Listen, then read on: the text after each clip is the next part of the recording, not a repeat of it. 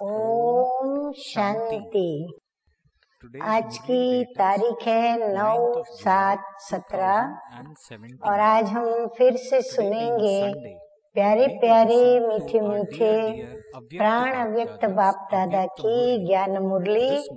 तो revise course की तारीख है 18/4/82 और आज की ज्ञान मुरली का शीर्षक है ऊंचे ते ऊंचे ब्राह्मण कुल की लाज रखो। हाँ, कुल तो बहुत होते हैं लेकिन सर्व कुलों में सर्वश्रेष्ठ कुल जो है वो ब्राह्मण कुल है। तो ब्राह्मण कुल जो कि प्रजापिता ब्रह्मा के द्वारा स्थापन होता है। तो आइए सुनते हैं मीठे मीठे बाप दादा ने आज हम ब्राह्मणों को क्या शिक्षाएं दी है। आज की मुरली विशेष लोक लाज पर अति प्रेरणादायी है और हम सभी आत्माओं में जिन्हों में लोक लाज की कमजोरी है उनमें बल भरने वाली है कि वो लोक लाज से मुक्त हो करके और अपने कर्म को यथोचित कर सके। तो सुनते हैं मुरली। आज बाप दादा सर्व स्नेही और मिलन की भावना वाली श्रेष्ठ आत्माओं को देख रहे हैं। 3 क्वालिफिकेशंस: स्नेही, मिलन की भावना वाली और श्रेष्ठ आत्माएं। तो हर एक अपने को क्या समझते हैं? तो बाप दादा ऐसे बच्चों को देख रहे हैं। बच्चों की मिलन भावना का प्रत्यक्ष फल बाप दादा को भी इस समय ही देना है। जब कोई किसी से मिलता है तो जैसा संबंध, जैसा स्नेह, जैसे उनके द्वारा प्राप्ति होती है तो उनको वैसा रिटर्न में देना भी होता है। तो बाप दादा भी इस समय ही हम बच्चों की मिलन की भावना का प्रत्यक्ष फल देते हैं। भक्ति की भावना का फल डायरेक्ट सन्मुख मिलन का नहीं मिलता। भक्ति मार्ग में भी हम प्रभु मिलन की भावना को लेकर के भक्ति करते हैं, परंतु वहाँ हमें प्रभु सन्मुख में मिले ये फल प्राप्त नहीं होता। लेकिन एक बार परिचय अर्थात ज्ञान के आधार पर बाप और बच्चे का संबंध जुटा। भक्त थे तो संबंध नहीं जुटा था, कहते थे पर प्रैक्टिकल नहीं था। अभी हमें परमात्मा पिता का ज्ञान मिला, संबंध जुटा। तो ऐसे ज्ञान स्वरूप बच्चों को अधिकार के आधार पर संबंध जुटा ना, तो हमारा बाप के ऊपर अधिकार हो गया। तो अधिकार के आधार पर शुभ भावना, ज्ञान स्वरूप भावना, संबंध के आधार पर मिलन भावना का फल सन्मुख बाप को देना ही पड़ता है। ये हम ब्राह्मणों के लिए कितनी रूहानी नशे की बात है कि हम ब्राह्मणों को इन बातों का फल मिलता है। तो आज ऐसे ज्ञानवान मिलन की भावना स्वरूप आत्माओं से मिलने के लिए बाप दादा बच्चों के बीच आए हुए हैं। अभी बाबा हम बच्चों को हम ब्राह्मणों की विशेषताएं जो सुना रहे हैं आगे भी बता रहे हैं। बाबा कहते हैं कई ब्राह्मण आत्माएं शक्ति स्वरूप बन, महावीर बन, सदा विजयी आत्मा बनने में वह इतनी हिम्मत रखने में स्वयं को कमजोर भी समझती है, लेकिन एक विशेषता के कारण विशेष आत्माओं की लिस्ट में आ गई। ऐसी कमजोर आत्माओं में भी एक विशेषता बाबा कहते हैं है जिसके कारण वो लिस्ट में आ गई है। ब्राह्मण सो देवी देवता बनने की लिस्ट में आ गई है। कौन सी विशेषता है वो? तो बाबा अभी विशेषता बताते हुए बताते हैं कि सिर्फ बाप अच्छा लगता है, श्रेष्ठ जीवन अच्छा लगता है। ब्राह्मण परिवार का संगठन भी अच्छा लगता है। निस्वार्थी स्नेह मन को आकर्षित करता है। हाँ, बाबा कहते हैं उनको ये सब बातें अच्छी लगती है। बस यही विशेषता है कि उनको बाबा मिला, परिवार मिला, पवित्र ठिकाना मिला, जीवन को श्रेष्ठ बनाने का सहज सहारा मिल गया। तो बाबा कहते हैं ये उनकी विशेषता है कि उनको बाप मिला, उनको परिवार मिला, पवित्र बने तो ठिकाना मिला और जीवन को श्रेष्ठ कर्म करके श्रेष्ठ बनाने का सहज सहारा भी मिल गया। इस ही आधार पर मिलन की भावना में स्नेह के सहारे से चलते जा रहे हैं।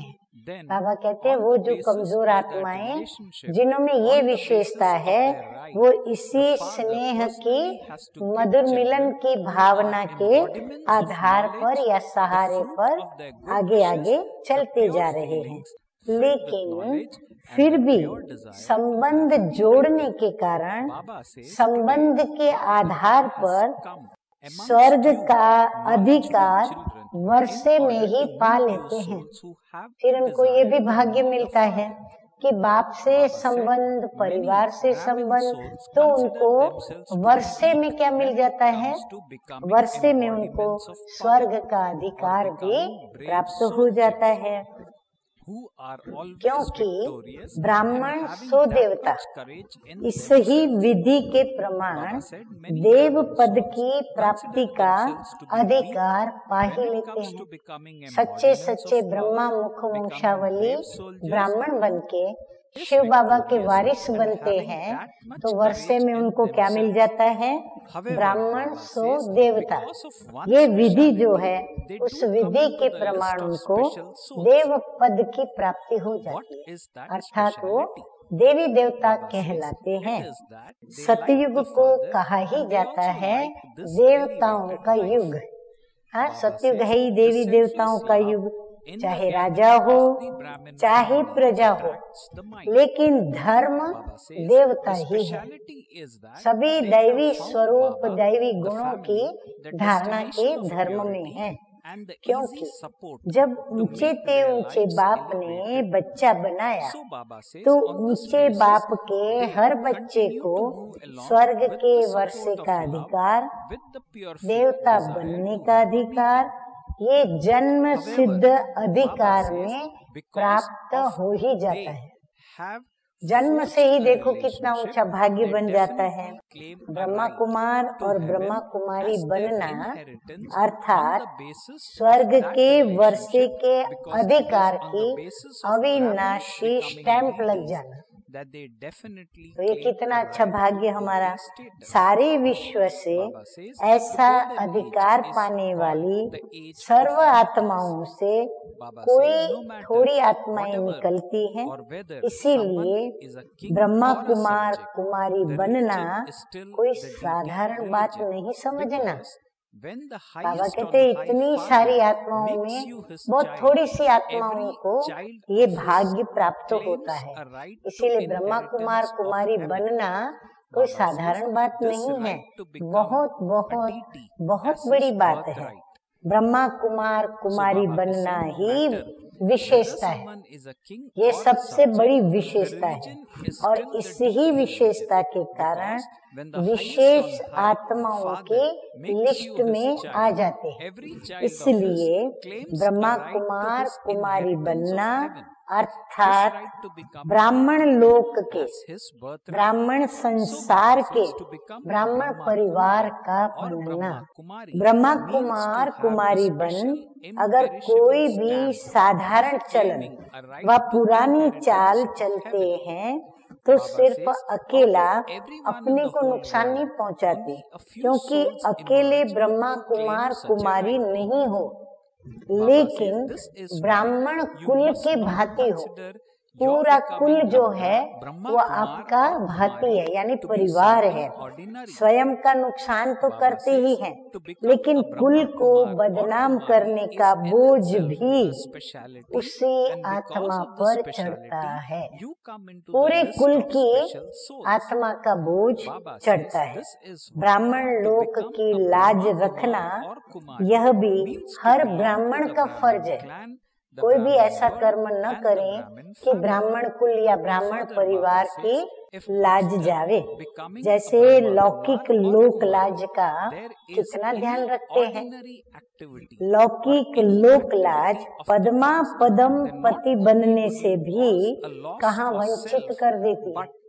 इतना लोक लाज का ध्यान रखते हैं कि उस लोक की लोक लाज के कारण पद्मा पदम पति बनने के भाग्य को भी विघ्न डालकर वो हमें उससे दूर कर देती है। स्वयं अनुभव भी करते हो और कहते भी हो कि चाहते तो हम बहुत हैं, लेकिन लोक लाज को निभाना पड़ता है। क्या करें, लोक लाज को निभाना पड़ता है, नहीं तो लोग क्या कहेंगे। फिर हमारे से ऐसा व्यवहार होगा, ये बात होगी, वो बात होगी, ऐसे कहते हो ना। तो जो लोग दुनिया अनेक जन्मों की प्राप्ति से वंचित करने वाली है, जो दुनिया लोक जिस लोक की आप लाज के कारण पद्मा पदम पति बनने से आप वंचित होते हो, जहाँ अनेक जन्मों की प्राप्ति से वंचित करने वाली ये लोक लाज है या लोक है। वर्तमान हीरे जैसा जन्म कौड़ी समान जो व्यर्थ बनाने वाली है लोक लाज, ये अच्छी तरह से आप जानते भी हो, फिर भी उस लोक लाज को निभाने में अच्छी तरह ध्यान देते हो।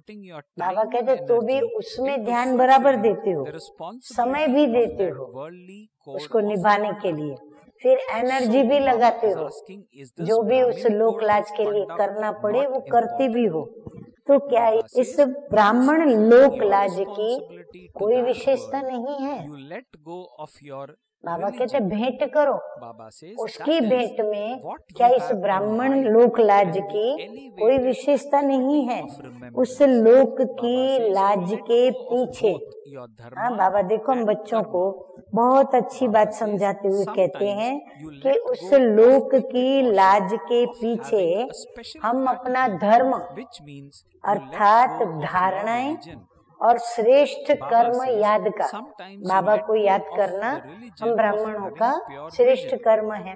दोनों ही धर्म और कर्म को छोड़ देते उस लोक लाज के लिए, जिस लोक में बाबा कहते हैं हमको प्राप्ति नहीं लेकिन वंचित करते हैं बाप से, तो उसके लिए हम अपने श्रेष्ठ धर्म और कर्म को छोड़ देते हैं। दोनों ही धर्म और कर्म छोड़ देते हो। कभी वृत्ति के परहेज की धारणा अर्थात धर्म को छोड़ देते हो। नहीं खाएंगे तो उनको बुरा लगेगा, शादी में जा रहे हैं, पार्टी में जा रहे हैं, सभी खाएंगे, हम नहीं खाएंगे तो क्या कहेंगे। तो धर्म छोड़ देते उस समय, परहेज तोड़ देते हैं और खा लेते हैं। कभी शुद्ध दृष्टि के धर्म को छोड़ देते हो। कभी वृत्ति गंदी होती या वृत्ति देह अभिमान की होती या अवगुण ग्रहण करने की होती या अवगुण देखने की होती, तो उस समय क्या करते, शुद्ध दृष्टि के धर्म को छोड़ देते हो।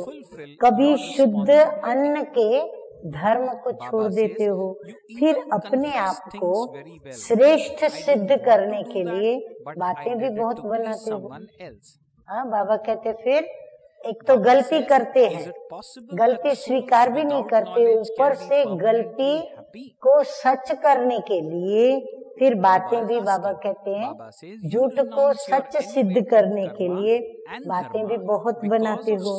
क्या कहते हो कि करना ही पड़ता है, लाचारी मजबूरी अपनी दिखाते, क्या करें, करना तो नहीं चाहते पर करना ही पड़ता है।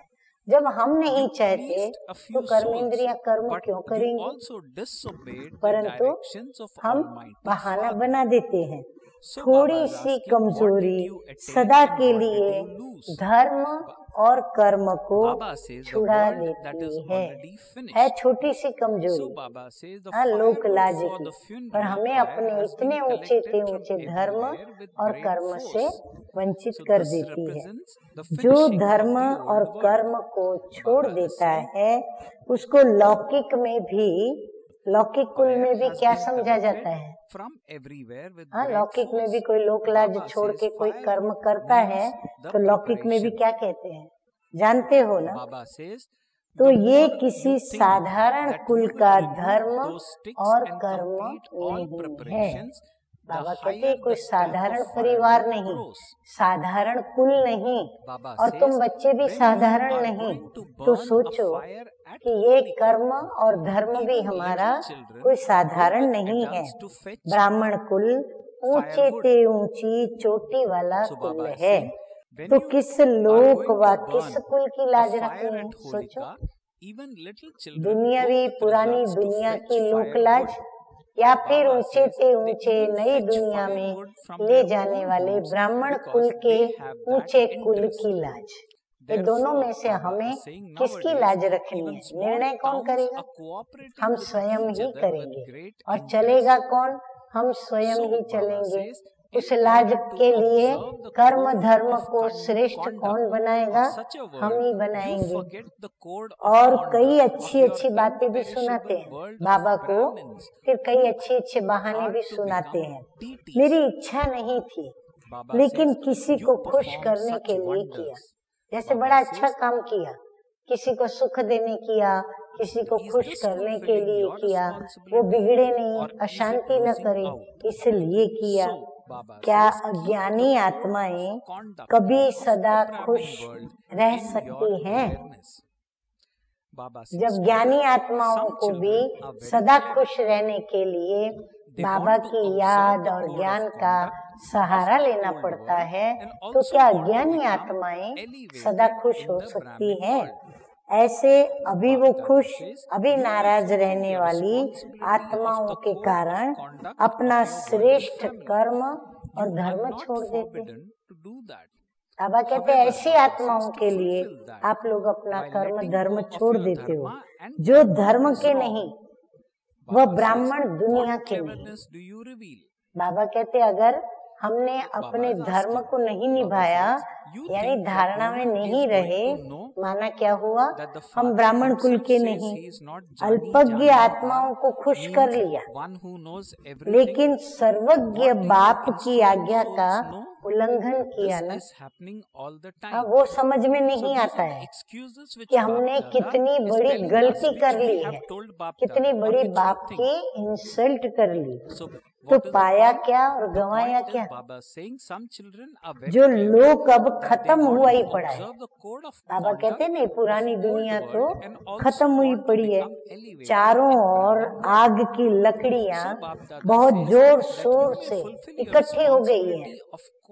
हाँ, ये दुनिया को जलाने के लिए लकड़ियां अर्थात तैयारियां। जितना सोचते हैं कि लकड़ियों को अलग अलग कर आग की तैयारी को समाप्त कर दें, उतना ही लकड़ियों का ढेर ऊंचा होता जाता है। जितना आपस में स्नेह, एकता, लड़ाई न हो, जितने यत्न बढ़ते जाते हैं, उतना ही क्या होता जा रहा है? उतनी ही तैयारियां ऊंची ऊंची होती जा रही है, ढेर बनता जा रहा है। जैसे होलिका को जलाते हैं तो बड़ों के साथ छोटे छोटे बच्चे भी लकड़ियां इकट्ठी करके ले आते हैं, नहीं तो घर से ही लकड़ी ले आते होलिका में डालने, शौक होता है। तो आजकल भी देखो छोटे छोटे शहर भी बड़े शौक से सहयोगी बन रहे हैं। हाँ, वो भी इस दुनिया को जलाने में सभी साथ दे रहे हैं। छोटे बड़े हंगामे किसी न किसी छोटी छोटी बात को लेकर के और करते हैं। तो ऐसे लोक की लाज के लिए अपने अविनाशी ब्राह्मण सो देवता लोक की लाज को भूल जाते हो। कमाल करते हो। हाँ, बाबा भी कहते हैं कमाल करते हो आप, इतना ऊंचा हमारा कुल, उसकी लाज को छोड़कर और साधारण लोक लाज के पीछे हम क्या नहीं गंवाते हैं, कितना गंवाते हैं। तो ये निभाना है या गंवाना है। इसलिए ब्राह्मण लोक की भी लाज स्मृति में रखो। हाँ, बाबा कहते जिसको ये पक्का होगा, हाँ, नेचुरल स्थिति होगी कि मैं हुई ब्राह्मण संगम युगी, तो उससे कभी भी ये लोक लाज तोड़ने का कर्म नहीं होगा। इसीलिए बाबा कहते स्मृति में सदा रखो, ये समान है हमारा, क्या ऊंचे ते ऊंचे ब्राह्मण कुल के हैं। कई बच्चे बड़े होशियार हैं, अपने पुराने लोक की लाज भी रखना चाहते और ब्राह्मण लोक में भी श्रेष्ठ बनना चाहते। दोनों नाव में पांव रखते और नदी पार करके किनारे पहुंचना चाहते। बड़े होशियार हैं। बाप दादा कहते लौकिक कुल की लोक लाज भले निभाओ, उसकी मना नहीं है, बाबा ने कोई मना नहीं किया है, लेकिन धर्म कर्म को छोड़ करके लोक लाज रखना ये रॉन्ग है। बहुत गहरी बात, राजयुक्त बात बाबा समझाते हैं। अपने कर्म धर्म को छोड़कर और हम वो पाई पैसे की लोक लाज निभावे, बाबा कहते ये तो बिल्कुल रॉन्ग है। और फिर होशियारी क्या करते हैं, समझते हैं किसको क्या पता। बाप तो कहते ही है ना कि मैं तो जानी जाननहार नहीं हूँ। बाबा कोई कोई मुरली में ऐसा भी बताते हैं कि मैं कोई सभी के हृदय की हर बात को नहीं जानता हूँ। निमित्त आत्माओं को भी क्या पता, जब बाबा को ही नहीं पता, निमित्त आत्माओं को भी क्या पता। ऐसे तो चलता है। हाँ, किसी को पता नहीं चलेगा। तो लोक लाज को तोड़कर जो कर्म करना है मर्जी का वो करते हैं और चल करके मधुबन में भी पहुंच जाते हैं। पवित्रता की धारणा सबसे ऊंचा श्रेष्ठ कर्म और धर्म, लेकिन पवित्रता को भी न अपनाकर, ब्रह्मचर्य व्रत को भी न अपनाकर, मधुबन के कायदे को तोड़कर मधुबन में भी बाबा कहते हैं वे पहुंच जाते हैं। सेवा केंद्रों पर भी अपने आप को छिपाकर सेवा में नामी ग्रामी भी बन जाते हैं। ऐसे बच्चे फिर क्या करते हैं, बाबा कहते हैं सेवा केंद्रों पर भी अपने आप को छिपाकर सेवा में नामी ग्रामी भी बन जाते हैं। धर्म कर्म का ठिकाना नहीं, नामी ग्रामी बनते। जरा सा सहयोग देकर सहयोग के आधार पर बहुत अच्छे सेवाधारी का टाइटल भी खरीद कर लेते हैं। जैसे आजकल दुनिया में अवार्ड्स कई खरीद कर लेते हैं, पोस्ट पोजीशन खरीद कर लेते हैं। बाबा कहते हैं यहाँ भी ऐसे बच्चे क्या करते हैं, सेवाधारी का टाइटल भी उनको मिल जाता है। लेकिन जन्म जन्म का श्रेष्ठ टाइटल सर्वगुण संपन्न, 16 कला संपूर्ण, संपूर्ण निर्विकारी, ये अविनाशी टाइटल गंवा देते हैं। वो तो टाइटल मिल गया सेवादारी, परंतु बाप के द्वारा ये जो सर्वोच्च टाइटल या अवार्ड प्राप्त होता है वो गंवा देते हैं। तो ये सहयोग दिया नहीं, लेकिन अंदर एक बाहर दूसरा, इस धोखे द्वारा अपने पर बोझ उठाया। बाबा कहते ये तो धोखा देना हुआ, तो ये एक बोझ हुआ, बोझ उठाया। सहयोगी आत्मा के बजाय बोझ उठाने वाले बन गए। कितना भी होशियारी से स्वयं को चलाओ, लेकिन ये होशियारी का चलाना नहीं, लेकिन चिल्लाना है। बाबा कहते एक समय आएगा जब वो चिल्लाएंगे। ऐसे नहीं समझना कि ये सेवा केंद्र कोई निमित्त आत्माओं के स्थान है। बाबा कहते किसी भी निमित्तों का ये स्थान नहीं है, ये तो स्वयं परम प्रिय परमपिता परमात्मा का ब्रह्मा द्वारा रचा हुआ निमित्त स्थान यज्ञ है। आत्माओं को तो चला लेते, लेकिन परमात्मा के आगे एक का लाख गुना हिसाब हर आत्मा के कर्म के खाते में जमा हो ही जाता है। सभी ने नोट किया? एक का लाख गुना हिसाब हर आत्मा के कर्म के खाते में बाबा कहते हैं जमा हो ही जाता है। उस खाते को चला नहीं सकते, उसको कोई नहीं चला सकता, क्योंकि धर्मराज के खाते में है। इसलिए बाप दादा को ऐसे होशियार बच्चों पर भी तरस पड़ता है। फिर भी एक बार बाप कहा, हाँ बाबा को फिर भी देखो रहम पड़ता है। कहते फिर भी एक बार बाप तो कहा ना उन्होंने, तो बाप भी बच्चों के कल्याण के लिए सदा शिक्षा देते ही रहेंगे। हाँ, ये शिक्षा मिलना भी बाबा का हम बच्चों पर रहमो कर्म है। हाँ, फिर भी बाबा शिक्षा देते, तो बाबा कहते हैं ऐसे होशियार मत बनना बच्चे। हाँ, ऐसा होशियार मत बनना, सदा ब्राह्मण लोक की लाज रखना। सभी को पक्का हुआ हमें क्या करना है? अच्छा, फिर आगे बाप दादा कहते हैं कि बाप दादा तो कर्म और फल दोनों से न्यारे हैं। बाबा करता अभोक्ता, न शरीर है जो कर्म करे, न कर्म करे तो न फल भोगे। इसीलिए बाप दादा तो दोनों से न्यारे हैं। इस समय ब्रह्मा बाप भी इस ही स्थिति पर है। बाप समान ब्रह्मा बाबा भी है। फिर तो हिसाब किताब में आना ही है। हाँ, फिर जन्म लेंगे तो हिसाब किताब शुरू होगा, लेकिन इस समय बाप समान है, ब्रह्मा बाप भी। इसीलिए जो करेंगे, जैसा करेंगे, अपने लिए ही करते हो, ये पक्का कर लो। हम जो करेंगे, जैसा करेंगे, किसके लिए करेंगे? अपने लिए, ना कि हम दूसरों पे उपकार करते हैं। जैसे क्या करें, उनको हमको खुश करना था, क्या करें उनको नाराज नहीं करना है, उनको राजी करने के लिए किया, वो क्या समझेंगे इसीलिए किया, संबंध बना रहे इसलिए किया, कई बहाने बनाते हैं। तो बाबा कहते हैं किसी के लिए नहीं करते हो, जो भी करते हो अच्छे या बुरे कर्म अपने लिए ही करते हो। बाप तो दाता है, बाबा तो देने वाला है। जब स्वयं ही करता और स्वयं ही फल पाता है तो क्या करना चाहिए? जब करते भी हम हैं, फल भी हमें ही मिलना है, तो फिर बाबा कहते हैं अब क्या करना चाहिए?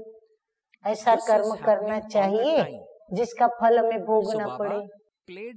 बाप दादा वतन में बच्चों के वैरायटी खेल देख करके मुस्कुराते हैं।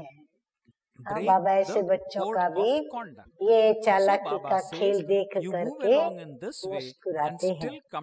अच्छा, ऐसे ब्राह्मण कुल के दीपक सदा सच्ची लगन से स्नेही और सहयोगी बनने वाले, सदा काल का श्रेष्ठ फल पाने वाले, सदा सच्चे बाप के सच्चे स्नेह में अल्पकाल की प्राप्तियों को कुर्बान करने वाले ऐसे स्नेही आत्माओं को, श्रेष्ठ आत्माओं को बाप दादा का याद प्यार और नमस्ते।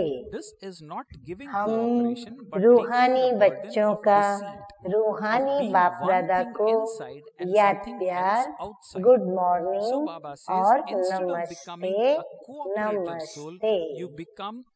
अभी हम सुनेंगे वरदान और स्लोगन। तो मीठे मीठे सतगुरु बाप दादा का वरदान है, कोई भी कार्य करते सदा दिल तख्त नशीन रहने वाले बेफिक्र बादशाह भव। बाप दादा कहते हैं कि जो सदा बाप दादा के दिल तख्त नशीन रहते हैं वे बेफिक्र बादशाह तो बन जाते हैं, क्योंकि इस तख्त की विशेषता है कि जो तख्त नशीन होगा वो सभी बातों में बेफिक्र होगा। अगर हमको अपने को बेफिक्र रखना है तो हम क्या करें, बाप दादा के दिल तख्त नशीन बने। और दिल तख्त नशीन बनने के लिए क्या करना पड़े, बाप दादा के दिल का कर्म करना पड़े, धर्म करना पड़े। तो हमें करना है, जैसे आजकल भी कोई कोई स्थान को विशेष कोई न कोई नवीनता विशेषता मिली हुई है, तो दिल तख्त की भी विशेषता है कि फिक्र आ नहीं सकता। अगर बाप दादा के दिल तख्त पर है तो कोई फिक्र आ नहीं सकता। ये दिल तख्त को वरदान मिला हुआ है, इसलिए कोई भी कार्य करते सदा दिल तख्त नशीन रहो, अर्थात बाप समान कर्म करे। जो श्रीमत कहती वैसे करें, बाप को जो पसंद है वो कर्म हम करें। ओम शांति। स्लोगन है आज का, नंबर आगे लेना है तो स्नेह और सहयोग के साथ शक्ति रूप धारण करो। स्नेह भी दो, सहयोग भी दो, परंतु कहाँ कोई अगर डिसएडवांटेज उठाता है तो बाबा कहते हैं शक्ति स्वरूप भी बनो। अच्छा, ओम शांति।